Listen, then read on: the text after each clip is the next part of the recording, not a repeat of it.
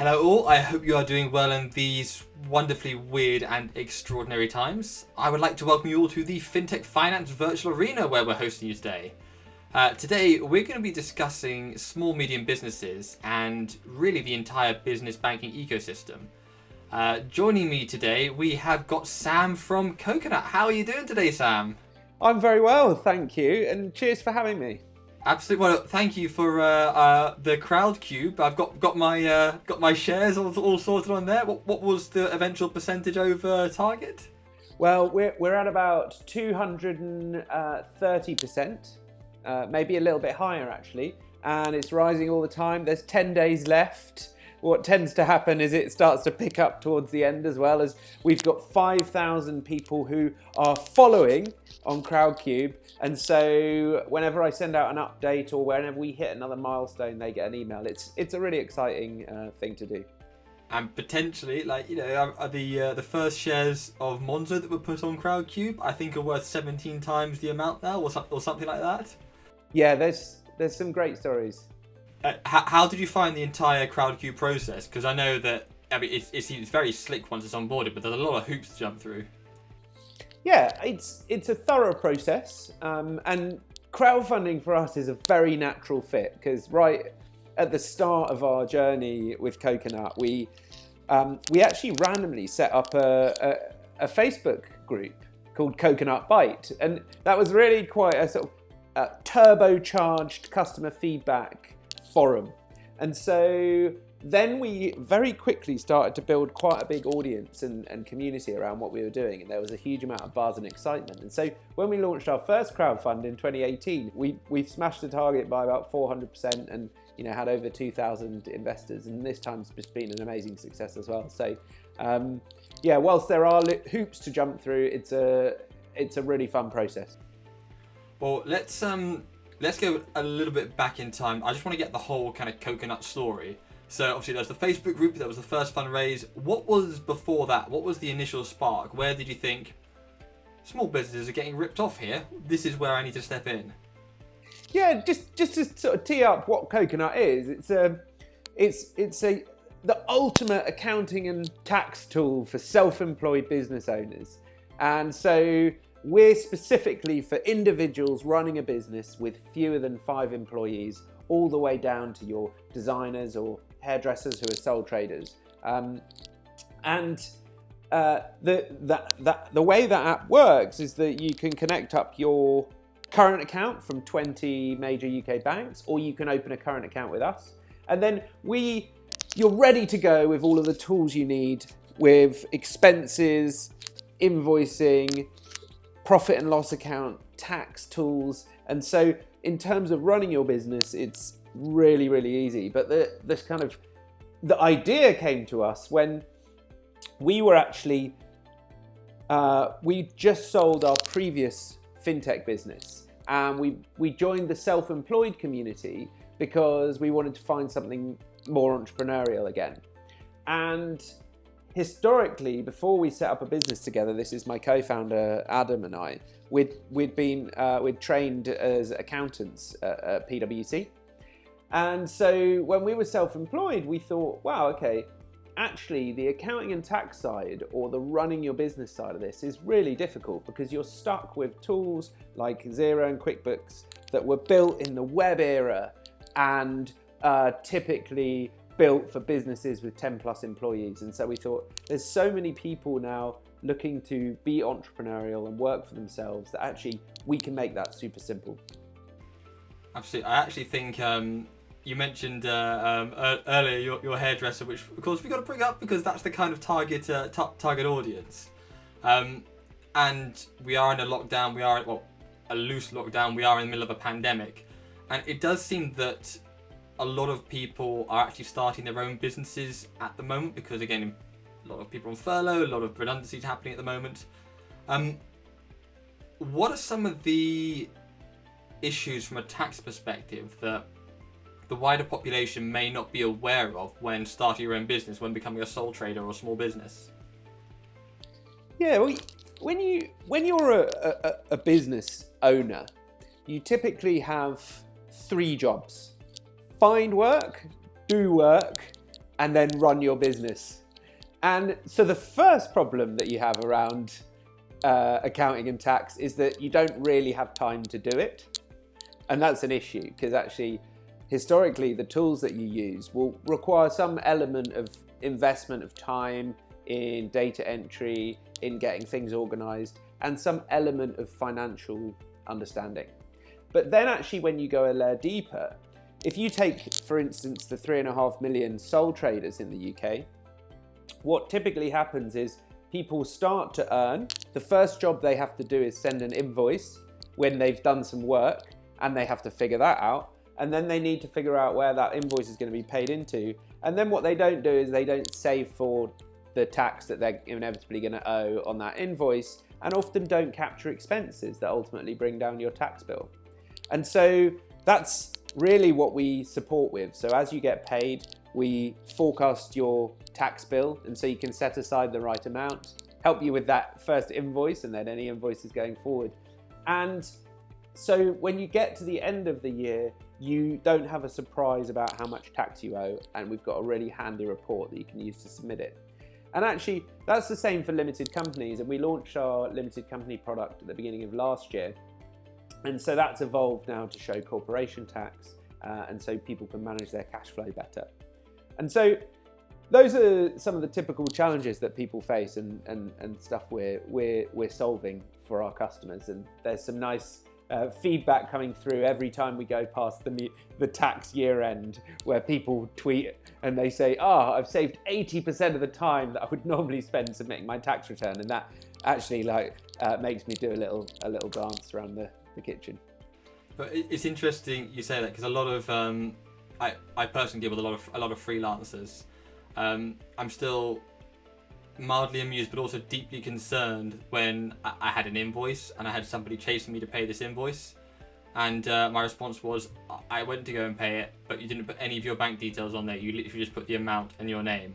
I need a bit more than that to be able to pay you. But there is kind of not a lack of education, but it's not on the curriculum of how to do an invoice, how to manage your expenses, how to do cash forecasts, how to pay your tax. It's not really on the curriculum. So how do you guys help with that? Yeah, and that's really key, because actually a lot of the time, if you're setting up as an online seller, which is a massive growth area in self-employment, or you've done some agency work for 10 years and you think, actually I want to set out on my own and do some client work or whatever, really your expertise and the excitement that you have around that is around working with those clients, finding the work and doing a great job for them. And so what we've done is we've broken down what we think of as the 5 pillars of accounting and tax to make each of those really simple. The first one is expenses, and just making sure that once you have an expense, either on your Barclays or your Amex or your Coconut account, it goes into the right box for tax. Then the second pillar is around getting paid as fast as possible.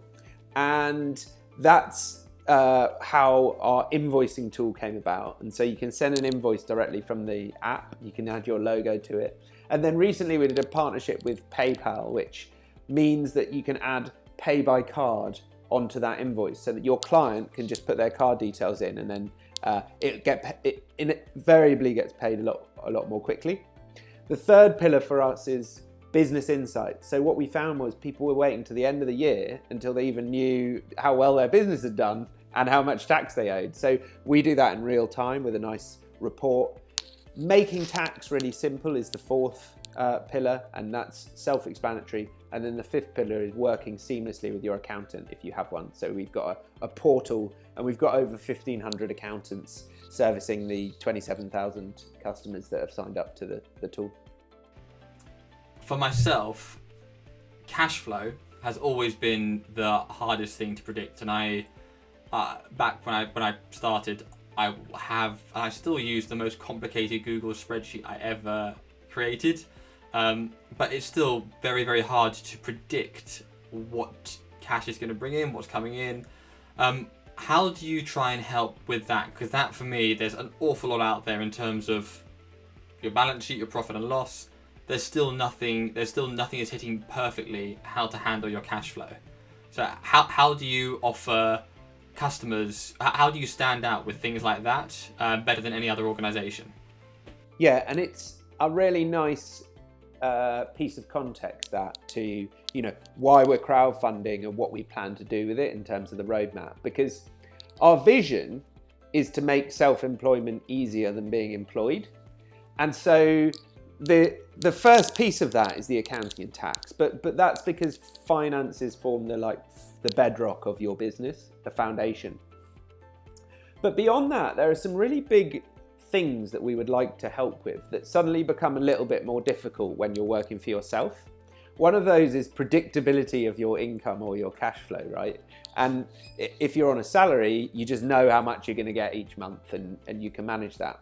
And so that's on the roadmap to solve beyond what we do at the moment, which is forecasting how much tax you're going to owe and making sure you can set aside the right amount each month. But I think there's something to do for us around actually saying, based on certain data, particularly maybe historical income, or if I, have a few jobs with these specific clients, what does that look like for the future? And at what point do I need to actually start drumming up new business or whatever? For an online seller, it might be, looking at some of the trends that are going on in terms of seasonality. And so that's one category of thing that we want to build in.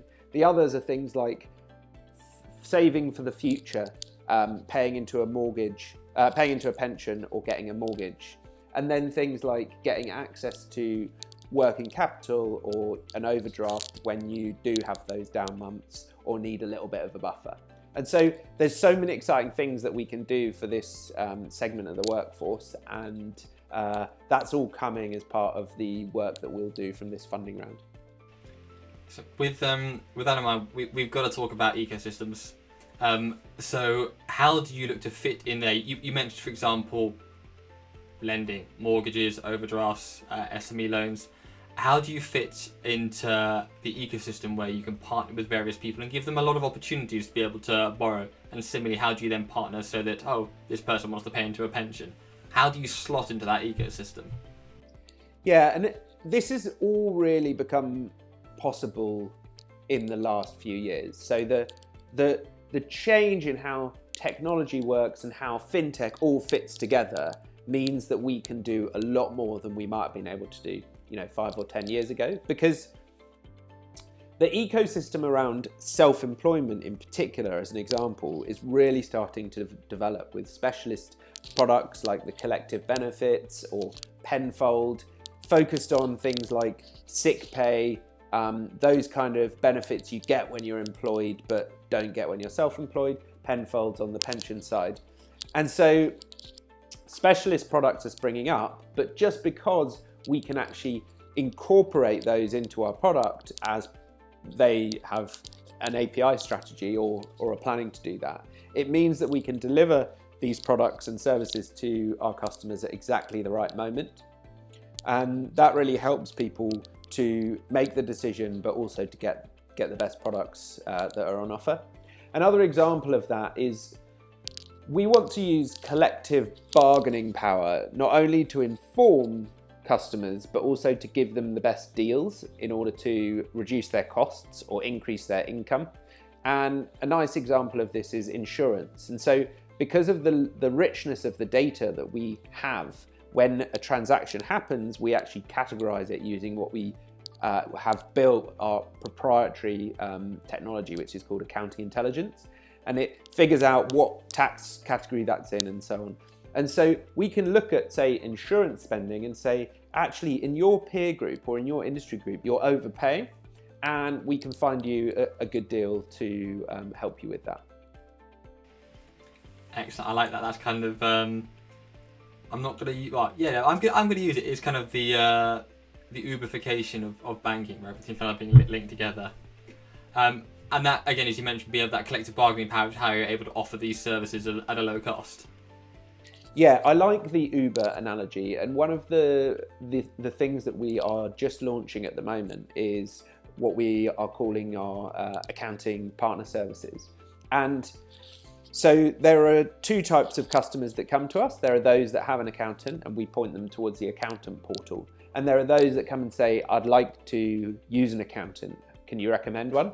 And so what we've done is we've built a growing group of partners who are more integrated into our product. And when someone asks for an accountant, we can pass them on to the partner and they can have that experience in terms of getting all their filings done and so on and so forth. But it's a coconut experience powered by an accounting partner. And what that means is we can offer those services, but also we can benefit the accounting industry and increase the amount of revenue that they can make too. Absolutely. Right, got a tricky one for you. So you guys 200% on your on Crowdcube, which is incredible. You're doing you're doing incredibly well. Yet at the same time, big banks seem to be struggling to be able to create these sorts of products in-house. Why do you think that is? And what's the long-term goal for you guys? Just for a bit of context, Shine was obviously recently in France was recently acquired by Société Générale. So what's sort of the long-term goal with that in terms of your relationship with the big banks? I think the Shine acquisition was a very interesting benchmark for the industry. They, on the surface, valued customers at over 1,300 euros, I think it was. And so, you know, what that shows is that actually with the capabilities that Shine brings, along with these very, very interesting business customers, and the fact that segment is growing fast, means that actually the combination is incredibly valuable to, you know, not only the customer, but also if you're a bank and you are able to lend, for instance, then you can actually provide some of those services that we talked about in terms of working capital management or lending. And so for us, really, the game is to build a really great business. And I think the focus on customers is what's crucial in that, because banks typically, and you've seen it with, you know, Bo, for instance, they look in from the outside and they say, that looks easy to replicate, but you miss a lot of the nuance, which comes from being, you know, eye to eye and connected with your customers, understanding their problems very deeply, and actually the nuance involved in creating value in a way that you just can't actually replicate unless you've got that knowledge. And so clearly with StockGen, they realized actually we're going to need to buy in that experience and understanding if we want to really connect with this audience. And I think that will probably be the kind of thing that happens more regularly.